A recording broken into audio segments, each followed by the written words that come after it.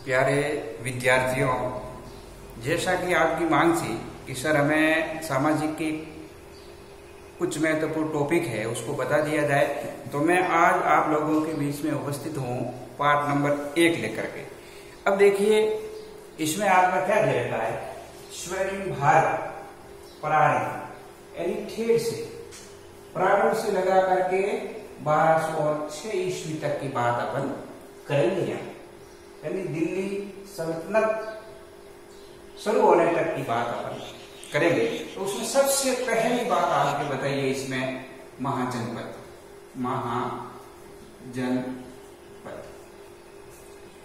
महाजनपद की बात बताई गई है, यानी महाजनपदों का टाइपीड बताया गया है। तो उसका मैं टाइपीड लिख देता हूं आपके 600 ईस्वी पूर्व से 325 ईस्वी पूर्व तक, ये टाइपीड माना जाता है आपके महाजनपदों का। किसका माना जाता है? महाजनपदों का माना जाता है। और इसकी जानकारी किससे मिलती है? देखो आप, जानकारी किससे मिलती है? तो एक ग्रंथ आता है, बौद्ध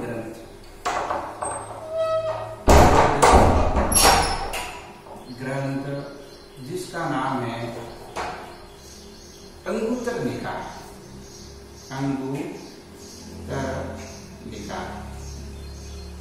और एक आता है जैन ग्रंथ, जिसका नाम है भगवती सूत्र। इन दोनों से कितने महाजनपदों की जानकारी मिलती है? 16 महाजनपदों की जानकारी मिलती है। और उसमें सबसे महत्वपूर्ण अगर कोई जनपद है तो वो है कन्नौज, मगध। सबसे महत्वपूर्ण आपके मगध है, क्योंकि मगध की राजधानी है वो कन्नौज, मगध की राजधानी कन्नौज है। और दक्षिणी भारत का एक जनपद आता है जिसका अपने को नाम मिलता है अश्मक। तो ये भी आप चीज साथ में याद रखिए। इसके अलावा इस टॉपिक में आपके मौर्य वंश के बारे में जानकारी दे रही है, मौर्य वंश। अब देखो, मौर्य वंश की बात करें तो इसकी स्थापना मैं लिख दूं, अगर मौर्य वंश की स्थापना तो वो करते हैं चंद्रगुप्त मौर्य।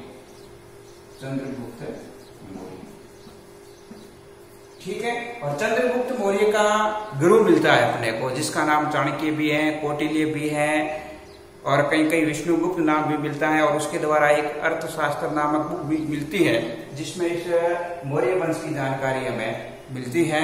इसके अलावा बात करें चंद्रगुप्त मौर्य के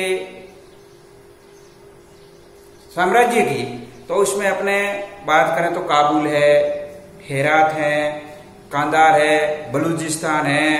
इसके अलावा पंजाब, गंगा, यमुना, दोआब का पूरा जो क्षेत्र है वो इसी के अंतर्गत आता है। इसके अलावा मौर्य वंश के और भी कई ताकतवर शासक हुए हैं, देखो, जो मैं आपके यहां लिख देता हूं। पहला आ जाएगा आपके चंद्रगुप्त मौर्य, ये पहला शासक। दूसरा महत्वपूर्ण शासकों की बात कर लेते हैं अपन यहां, बिंदुसार।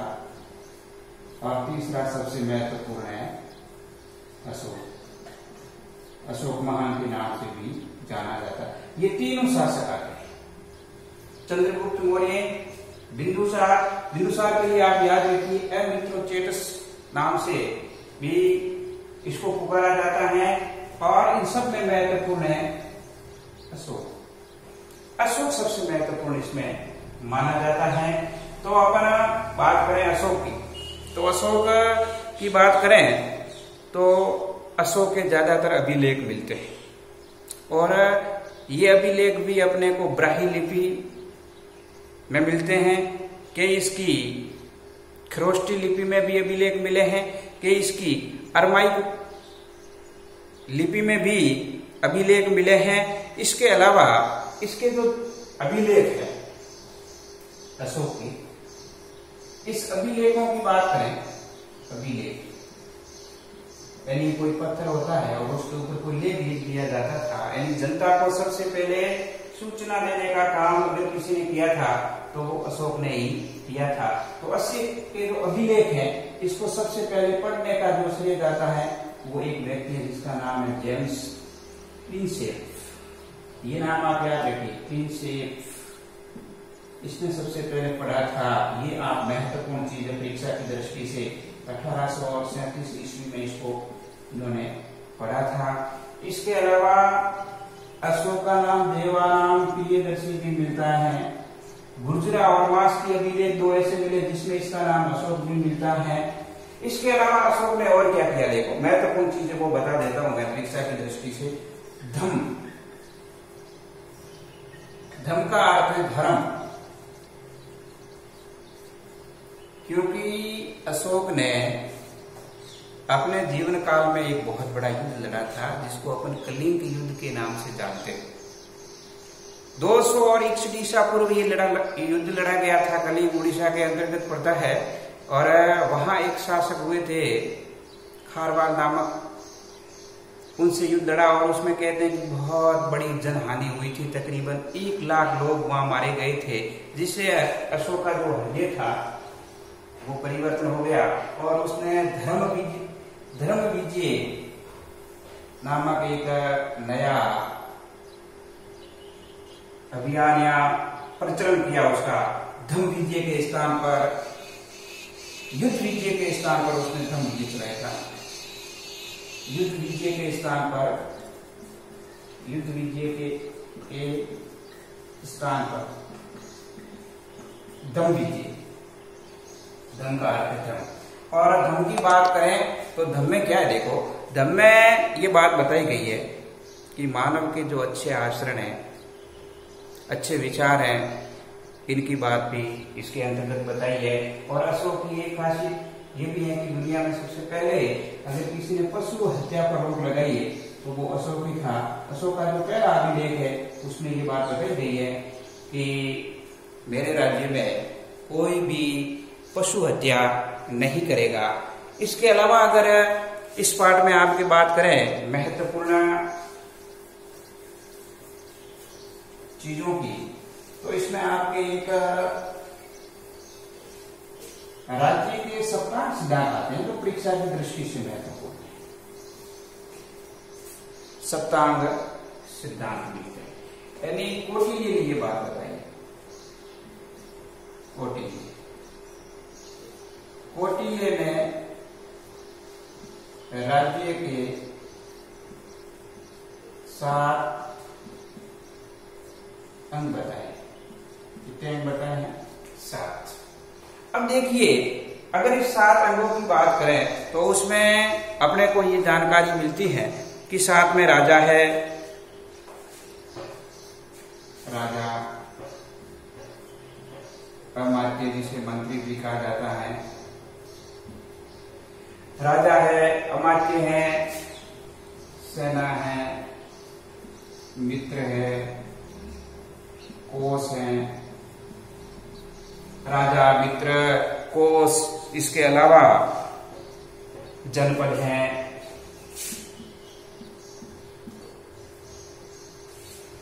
राजा, अमात्य, सेना, मित्र, कोष। और इसके अलावा इन्होंने अगर बात की जाए तो दुर्ग को भी उसमें स्थान दिया है। दुर्ग नाम भी मैं यहाँ देता। ये महत्वपूर्ण चीज है शिक्षा की दृष्टि से कि कोटिल्य के अनुसार राज्य के कितने अंग माने गए हैं। तो 7 राजा है, अमात्य, अमात्य का होता है मंत्री, सेना है, मित्र है, कोष है, जनपद है, दुर्ग है। इन सब की बात इसमें बताई गई है। आगे देखिए आप, आगे अगर बात करें अपना सातवां नाम के और शासक हुए हैं। सातवां शासक, सातवां नामक के शासक हुए हैं। उसमें सबसे महत्वपूर्ण शासक की बात करें तो नाम मिलता है गौतमी पुत्र सातकर्णी। गौतमी पुत्र सातकर्णी नाम का एक अपने को शासक मिलता है। बड़ा ही प्रतापी शासक हुआ है, ये सब ब्राह्मण धर्म के ऊपर विचारित थे। ब्राह्मण यानी ब्राह्मणवाद पर ज्यादा जोर देते थे। तो अपने को गौतमी पुत्र शातकर्णी का नाम भी याद रखना है। इसके अलावा आपके चैप्टर में गुप्त शासकों के बारे में भी बताया है, महत्वपूर्ण चीजें ये, और प्रश्न भी आ रखा है कई बार। गुप्त शासक, गुप्तों की अगर बात करें तो चंद्रगुप्त प्रथम, चंद्रगुप्त प्रथम नाम आता है। इसके अलावा समुद्रगुप्त,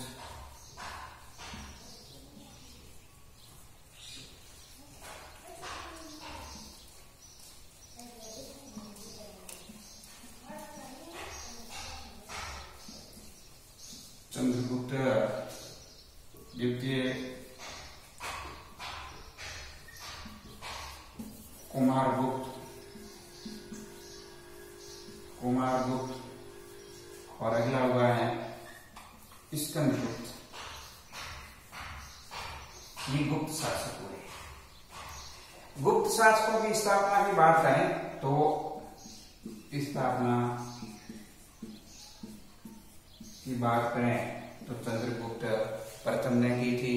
इसके अलावा सबसे ताकतवर अगर गुप्त शासकों की बात करें तो वो चंद्रगुप्त द्वितीय था, जिसको इतिहास में अपन विक्रमादित्य के नाम से भी जानते हैं। द्वितीय महत्वपूर्ण परीक्षा की दृष्टि से याद कर लेना विक्रमादित्य, विक्रमादित्य, क्योंकि शक एक जाति थी हमारे यहाँ। इन शक जाति को उन्होंने पराजित करके तो विक्रमादित्य की उपाधि धारण की थी। इसके अलावा समुद्रगुप्त का नाम भी था, बड़ा प्रतापी शासक था, 100 युद्धों का विजेता था। कहते हैं जिंदगी में 100 युद्ध लड़े थे और 100 ही उन्होंने जीते थे, इसलिए तो उसको भारत का नेपोलियन भी कहा जाता है। नेपोलियन, नेपोलियन कहा जाता है। विंसेंट स्मिथ ने भारत का नेपोलियन कहा था। इसके अलावा इनके काल में इलाहाबाद प्रशस्ति इसी के कारण की है, जिसके लेखक हरिशचंद्र मिलते हैं। उसमें भी ये बताया गया है कि समुद्रगुप्त ने कभी भी युद्ध नहीं हारा था। ये लिखा हुआ है, इसमें महत्वपूर्ण फैक्ट है दीक्षा की दृष्टि से। इलाहाबाद प्रशस्ति में ये बताया गया है कि समुद्रगुप्त ने कभी भी युद्ध नहीं हारा था। इसके अलावा गुप्त काल की बात करें, क्योंकि इसे भारतीय इतिहास में स्वर्णिम या स्वर्णिम युग कहा जाता है। स्वर्णिम युग कहा जाता है भारत के इस इतिहास के अंतर्गत, क्योंकि कला है, साहित्य, ज्ञान, विज्ञान, इस क्षेत्र में बहुत उन्नति की थी। तो आप इन 5 शासकों का नाम याद रखिए। महत्वपूर्ण क्या, चंद्रगुप्त मौर्य। चंद्रगुप्त प्रथम की बात करें तो इसने गुप्त वंश की स्थापना की थी। समुद्रगुप्त की बात करें तो ये प्रतापी शासक था। इलाहाबाद प्रशस्ति में ये बताया गया है कि 100 युद्धों का विजेता था ये, इसीलिए भारत का नेपोलियन कहा जाता है। चंद्रगुप्त द्वितीय की बात करें, जिसको अपन विक्रमादित्य भी कहा जाता है। शकों को पराजित करने के बाद ये उपाधि उन्होंने धारण की थी, और इसी के टाइम पीरियड में फाहयान नामक एक व्यक्ति यहाँ आया था। फाहयान चीनी आदमी था, बहुत कुछ लिख करके यहाँ से गया था गुप्त वंश के बारे में। इसके अलावा कुमारगुप्त भी था। नालंदा विश्वविद्यालय की स्थापना इसी के टाइम पीरियड यहाँ इसने ही तो की थी। और स्कंदगुप्तों के समय भारत में सबसे ज्यादा हुनों के आक्रमण हुए थे, ये भी आप याद रखना इसका। तो ये गुप्त शासक है। इसके अलावा गुप्त काल में और भी कई बड़े बड़े व्यक्ति हुए, जिसमें जैसे आर्यभट्ट है, वराहमिहिर है,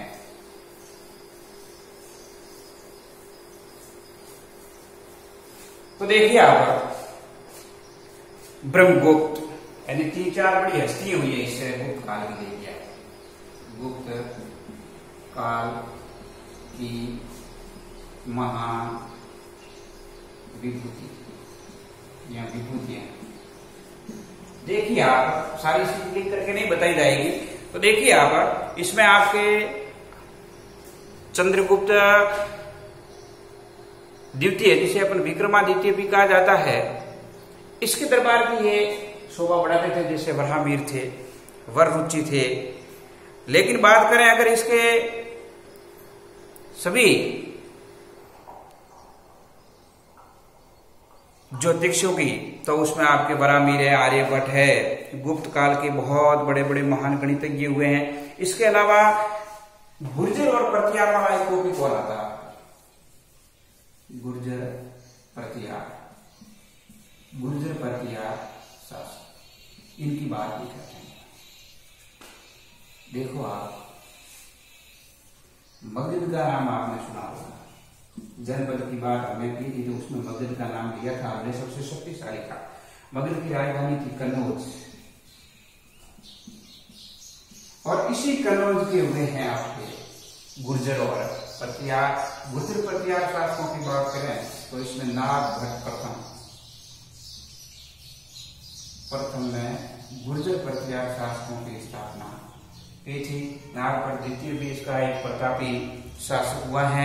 इसके अलावा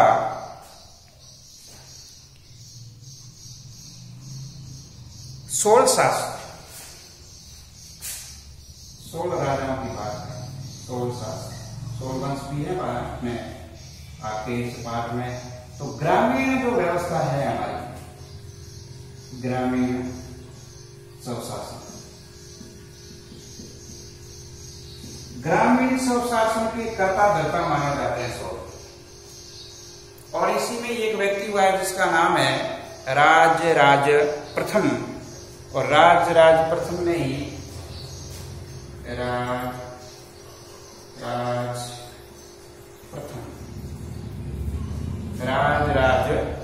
प्रथम ने ही तेजोर को अपनी राजधानी बनाया। इसकी राजधानी कहां दी है,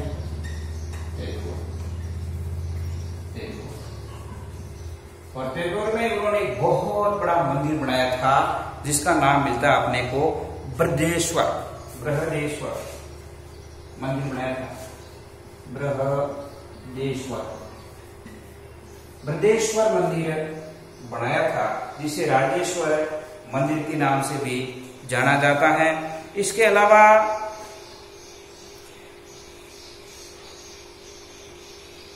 कनिष्क का नाम भी अपने को इसमें मिलता है, आपके इस पाठ में महत्वपूर्ण जानकारी। कनिष्क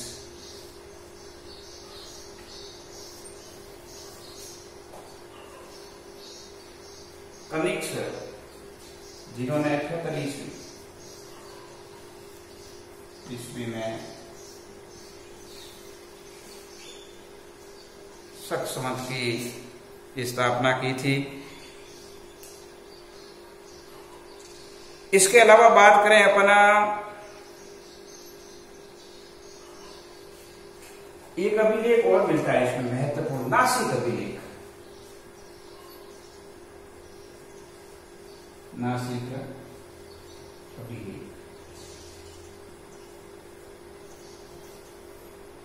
नासिक अभिलेख में ये बात बताई गई है कि गौतमी पुत्र जो सातकर्णी हुए हैं, अभी हमने बात की थी गौतमी पुत्र सातकर्णी की, उसके बारे में उन्होंने बताया गया है कि उन्होंने अपने शत्रुओं को कई बार यहाँ पराजित किया था। तो आप कक्षा 10 के हिसाब से जो पहला पाठ था, इसका थोड़ा सार संग्रह था, वो मैंने आप लोगों के सामने डिस्कस किया था। मैं उम्मीद करूंगा कि आप इस पाठ को एक बार पढ़ें और पढ़ने के बाद दोहरान करें। काफी कुछ चीजें मैंने यहाँ आपके सामने रखी हैं, अच्छी तरीके से पढ़िए, यही हमारी शुभकामना है। Thank you.